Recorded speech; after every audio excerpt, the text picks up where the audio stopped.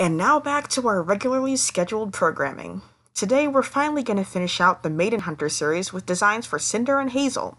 I decided to do them both in the same video because, for one thing, I don't really have that much to say about them individually, and for another thing, I decided that my next design series is going to feature a kind of conceptual rewrite of the recent Ruby Ice Queendom anime, and I'm very excited to get started on it. Like many, I have mixed feelings about the anime, and although my reviews have been mostly negative, there are things about it that I really like. A long time ago, before it started, I said I'd be satisfied if it made me love Ruby Rose again, and if nothing else, it did accomplish that.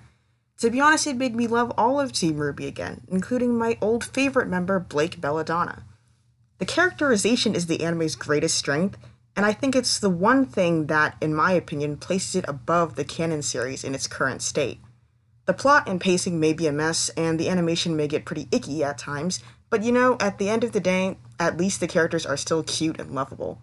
Especially Team Ruby, who are actually the main characters again. Shocking, I know. Anyway, that's enough of that. I'll talk more about Ice Queendom when the time comes. Right now, we still have to wrap things up with these two ladies. Let's start with Hazel.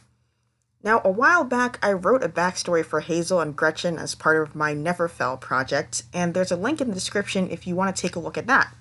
Although I am going to paraphrase the story here too. Now, in this AU, I think I would probably do the exact same thing, to be honest. Although I do like the alternate ideas that a lot of people have where Gretchen is a former maiden. Like, maybe Gretchen could be like Amber, a maiden who died because she was targeted for her powers. Or she could be like Pyrrha, a maiden who was pressured into succeeding a former maiden. Or maybe those characters could even take her place in the actual story. Like, can you imagine if Hazel was a relative of Pyrrha, who somehow found out about Ozpin's role in her death, and that's why he wanted revenge?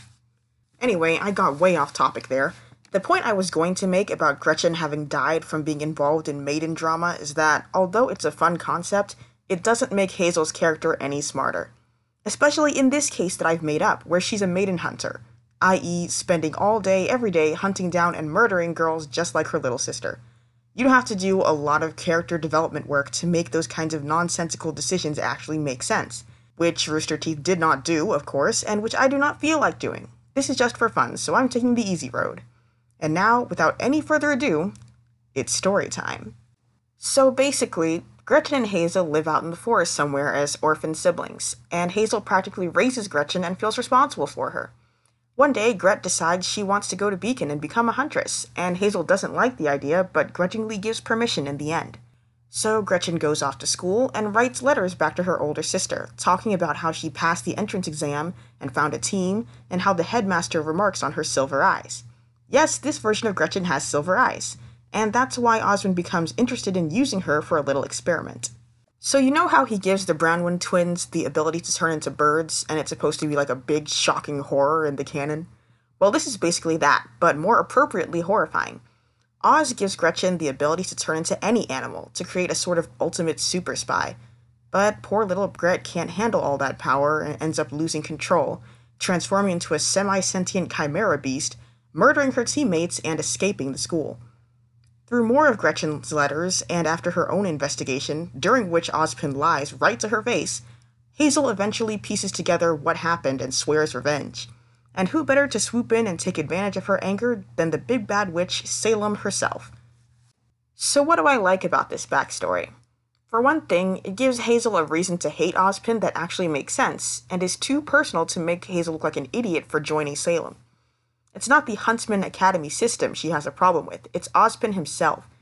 Gretchen wasn't just one of many students who probably died under his watch, she was singled out by him and turned into something without the knowledge or maturity to make a responsible decision about it.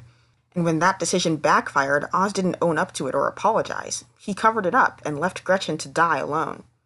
If someone did that to someone you loved so much you had nothing left to live for, would joining up with an ancient demon witch who also had a personal grudge against him be completely off the table? Like, I could totally see Hazel willingly deciding to turn evil in that scenario. And this is how Hazel becomes a foil to Yang. Like her, she practically raised her little sister and would do anything to protect her. She finally finds the courage to let Gretchen go live her own life, find her own destiny, which, unlike in Ruby's case, ultimately leads to her doom. And now she has to spend the rest of her life with that regret. I think if Yang were in a similar spot, she could easily turn evil too. And on that note, I wish Yang's relationship with Ruby could have become a bigger part of her character in the canon. Like, imagine her confronting Hazel in The Whale in Volume 8, actually hearing his backstory and sympathizing, but then asking him to consider how Gretchen would feel if she could see him now, using her position as an older sibling to actually relate to him and talk him into switching sides in a way that makes sense for both characters. God, Ruby is so easy to fix. This is why I do these videos. Anyway, now it's time for Cinder's backstory. Coincidentally, I did a backstory rewrite for her in Neverfell 2, the Midnight comic series that's still ongoing, albeit slowly. Since it's not over yet, I'm not going to paraphrase it, I'm just going to provide a link in the description. But I will say that the main difference is that you actually get to see Salem getting involved in Cinder's life and manipulating her before she even recruits her as a villain. That was my favorite aspect of the rewrite. I wrote a whole post-mortem all about that specific storytelling choice. I might even do a video about it someday, we'll see. So, since Cinder's backstory is accounted for, let's talk about how she would actually behave as part of this AU. After all, unlike the other members of Team Witch, she is already a maiden hunter in the canon. How would we write her differently here? Well, as I mentioned once somewhere on Tumblr, the obvious idea would be to actually give her a relationship with the other members of Witch as their leader. They're not just fellow bad guys doing their own things. They're ladies like herself who were recruited to do the same job, and it's her responsibility to travel with them and show them how. At first, this would probably feel like a fun opportunity for Cinder, who's always wanted to have power and authority over others, and has now been blessed with a team of lackeys to follow her commands. But sooner or later, she'd probably realize that the other members don't see themselves as her lackeys, and if she wants their respect, she's gonna have to fight for it and earn it. There's a lot of ways to go with a scenario like this, and I think the nicest way would be to let it develop her character and make her a better person. She could actually bond with her fellow maiden hunters, listening to their problems and getting to know them, and eventually becoming their leader not because she's the strongest or the smartest, but because she's learned to care for them and understand their wants and needs. Like Ruby, she's originally assigned as the leader of her team by an outside party, seemingly randomly, but over time her character grows to fill that role in her own special way. Maybe Team Witch could parallel the whole of Team Ruby in that way, a group of friends from diverse backgrounds brought together by fate, forming a sisterhood of love and trust. Whether they stay villains or turn on Salem and become heroes, or something in between, I think it would be very cute. Well, that about wraps this one up. You'll notice I didn't actually talk about the designs themselves this time around, probably because I didn't really do much with them. For Hazel, I mostly just shuffled proportions around, and although Cinder got a complete redesign from the ground up, I don't even know if I like it that much.